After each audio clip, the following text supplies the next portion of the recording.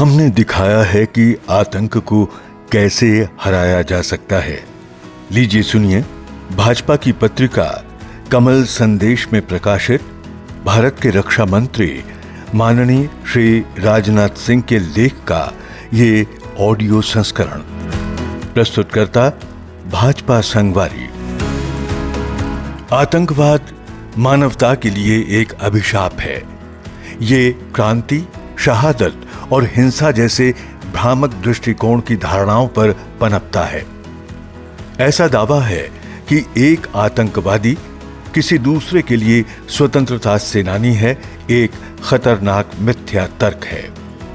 वास्तविकता में स्वतंत्रता कभी भी भय एवं रक्तपात कर हासिल नहीं की जा सकती।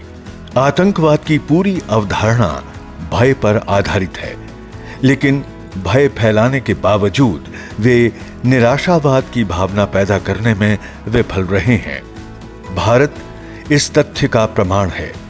चाहे वो 26/11 हो या 2001 का संसद हमला या हाल ही में हुआ पहलगाम हमला, भारत पहले से कहीं अधिक मजबूत और दृढ़ हुआ है। सभी शांति प्रिय देशों को इस खतरे को हमेशा के लिए मिटाने के लिए एक साथ आने की जरूरत है। भारत ने दिखाया है कि ये कैसे किया जा सकता है। दशकों से हम पाकिस्तान प्रायोजित सीमा पार आतंकवाद का शिकार रहे हैं। हाल ही में पहलगाम में हुआ हमला भारतीय एकता को तोड़ने का एक क्रूर और असफल प्रयास था। ये इस बात से स्पष्ट भी है कि आतंकवादियों ने कैसे पर्यटकों की हत्या करने से पहले उनके धर्म के बारे में पूछा। भारतीय एकता को खतरे में डालने का एक ऐसा ही प्रयास तब सामने आया जब पाकिस्तान ने विभिन्न धर्मों से जुड़े धार्मिक स्थलों पर ड्रोन और तोपखाने से हमला किया। कोई भी धर्म ऐसे कायरतापूर्ण कृत्यों को मंजूरी नहीं दे सकता। आतंकवादी अपनी बर्बरता को सही ठहराने के लिए रणनीतिक रूप से धर्म का सहारा लेते हैं। धर्म का ये दुरुपयोग आकस्मिक या आवेगपूर्ण नहीं है। ये अत्याचारों को झूठी वैधता प्रदान करने के लिए सावधानी पूर्वक तैयार की गई रणनीति है। भारत ने ये स्पष्ट कर दिया है कि आतंकवाद के प्रति हमारी नीति शून्य सहिष्णुता की है। वार्ता और आतंकवाद एक साथ नहीं चल सकते। पाकिस्तान के साथ भविष्य में होने वाली कोई भी वार्ता केवल आतंकवाद और पाकिस्तान के कब्जे वाले कश्मीर पर केंद्रित होगी। साथ ही अगर पाकिस्तान गंभीर है तो उसे हाफिज सईद एवं मसूद अजहर जैसे संयुक्त राष्ट्र द्वारा घोषित आतंकवादियों को सौंपना होगा। हम लंबे समय से आतंकवादी गतिविधियों पर प्रतिक्रिया देते आ रहे हैं और एक दीर्घकालिक दृष्टिकोण तथा रणनीति की तलाश करते रहे हैं। हमारे सशस्त्र बलों को पहले केवल रक्षात्मक कार्रवाई करने की अनुमति थी। सर्जिकल स्ट्राइक 2016, बालाकोट स्ट्राइक 2019 और अब ऑपरेशन सिंदूर के साथ भारत ने पाकिस्तान प्रायोजित आतंकवादियों के प्रति अपनी नीति को पुनः परिभाषित किया है। अब हमारी नीति है कि हम आतंकवादियों को सक्रिय रूप से खत्म करेंगे, चाहे वे कहीं भी हों। अब किसी भी आतंकवादी कार्रवाई को युद्ध की कार्रवाई माना जाएगा। अगर भारत पर कोई आतंकवादी हमला होता है तो राष्ट्र और आतंकवादियों के बीच कोई अंतर किए बिना मुंहतोड़ जवाब दिया जाएगा। अगर पाकिस्तान अपनी धरती से सक्रिय आतंकवादियों पर लगाम नहीं लगा पाता है तो उसे इसकी कीमत चुकानी पड़ेगी। नई दिल्ली में आतंकवाद के वित्त पोषण पर तीसरे मंत्री स्तरीय सम्मेलन में प्रधानमंत्री श्री मोदी ने स्पष्ट रूप से कहा है कि हम मानते हैं कि एक भी हमला बहुत अधिक होता है और एक भी जान गंवाना बहुत अधिक दुखदाई है। इसलिए हम तब तक आराम नहीं करेंगे जब तक आतंकवाद को जड़ से उखाड़ नहीं दिया जाता। ऑपरेशन सिंदूर से भारत सरकार एवं सशस्त्र बलों ने पूरी दुनिया को दिखाया कि हम आतंकवाद को जड़ से उखाड़ने के लिए प्रतिबद्ध हैं। एक बहुत ही सधे हुए ऑपरेशन के साथ हमने पाकिस्तान और पाकिस्तान के कब्जे वाले जम्मू और कश्मीर में आतंकवादी ढांचे को निशाना बनाया। हम जानते हैं कि आतंकवादियों के खिलाफ सैन्य कार्रवाई आवश्यक है, लेकिन ये भी पर्याप्त नहीं है। वो आतंकवादी ढांचे की नींव है जिसे नष्ट करने की आवश्यकता है।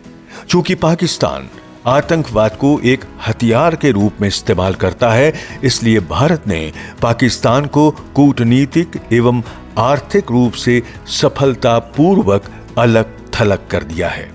हमने सिंधु जल संधि को तब तक स्थगित रखने का फैसला किया है जब तक पाकिस्तान सीमा पार आतंकवाद के लिए अपने समर्थन को विश्वसनीय रूप से रोक नहीं देता। ये निर्णय पाकिस्तान के लिए महत्वपूर्ण है, जो अपनी 1,60,00,000 हेक्टेयर कृषि भूमि के 80% और अपने कुल जल उपयोग के 93% के लिए सिंधु नदी प्रणाली पर निर्भर है, जो 23,70,00,000 लोगों का भरण पोषण करती है और पाकिस्तान के सकल घरेलू उत्पाद में 1/4 का योगदान देती है। आतंकवाद सिर्फ भारत की समस्या नहीं है, ये एक वैश्विक समस्या है। आतंकवादी नेटवर्क को प्रभावी ढंग से खत्म करने के लिए हमें छोटे छोटे प्रयासों के साथ आगे बढ़ना होगा। इसमें 5 मुख्य उपाय इस प्रकार हैं। सबसे पहले आतंकवाद शब्द को परिभाषित करना होगा। आतंकवाद क्या है, इस पर अभी तक कोई आम सहमति नहीं बन पाई है। हम आतंकवाद को परिभाषित करने के सबसे करीब संयुक्त राष्ट्र में अंतर्राष्ट्रीय आतंकवाद के खिलाफ व्यापक सम्मेलन के दौरान आए थे, जो एक भारतीय प्रस्ताव पर आधारित है। इस लड़ाई को केवल आर्थिक संबंधी मुद्दों तक सीमित नहीं रखना चाहिए।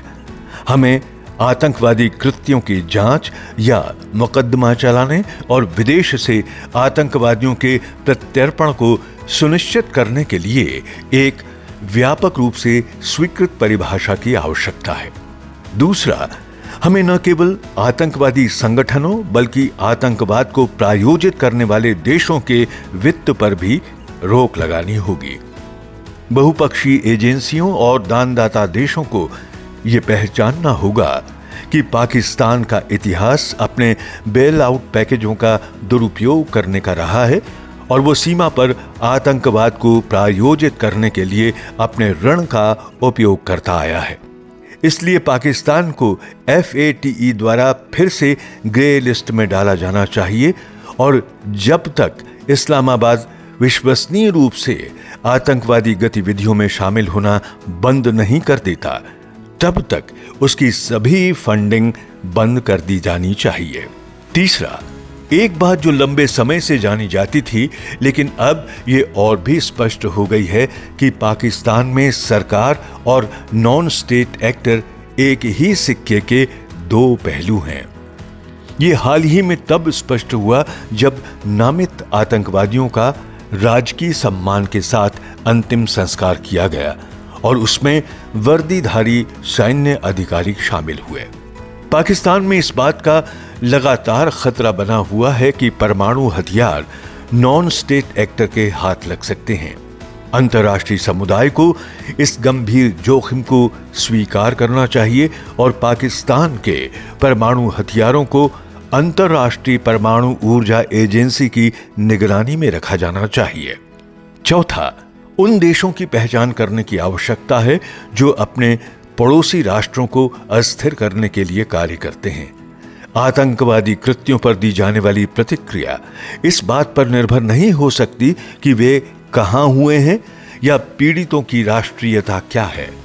जब राष्ट्र अपनी सुविधा के अनुसार आतंकवादी घटनाओं की निंदा करने के विकल्प को चुनते हैं, तो ये हमारी सामूहिक प्रतिक्रिया को कमजोर करता है और अपराधियों को बढ़ावा देता है।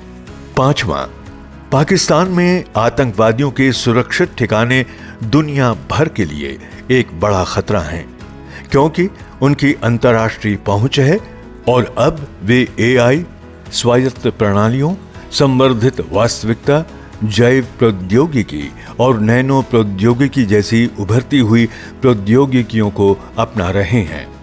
यही कारण है कि इस खतरे से निपटने के लिए वैश्विक सहयोग आवश्यक है। अब समय आ गया है कि सभी देश एक साथ आएं और अंतर्राष्ट्रीय आतंकवाद के खिलाफ उठ खड़े हों। इस तरह की संधि की वकालत करते हुए प्रधानमंत्री श्री अटल बिहारी वाजपेयी ने 9/11 हमलों के बाद संयुक्त राष्ट्र महासभा में कहा था, हमें आतंकवाद के समर्थन में दिए जाने वाले किसी भी वैचारिक, राजनीतिक या धार्मिक विचार का दृढ़ता से खंडन करना चाहिए। उन्होंने रविंद्रनाथ टैगोर की बात को आगे बढ़ाते हुए कहा, अब से प्रत्येक देश जो केवल अपनी सुरक्षा की चिंता करते हैं, उन्हें पूरे विश्व के कल्याण पर अपना ध्यान केंद्रित करना होगा। भारत आतंकवाद को उसके सभी रूपों में समाप्त करने के लिए कृत संकल्पित है। हम सभी शांति प्रिय देशों से आग्रह करते हैं कि वे हमारे साथ जुड़ें।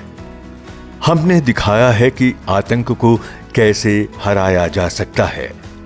आप सुन रहे थे भाजपा की पत्रिका कमल संदेश में प्रकाशित भारत के रक्षा मंत्री माननीय श्री राजनाथ सिंह के लेख का ये ऑडियो संस्करण। प्रस्तुतकर्ता भाजपा संगवारी।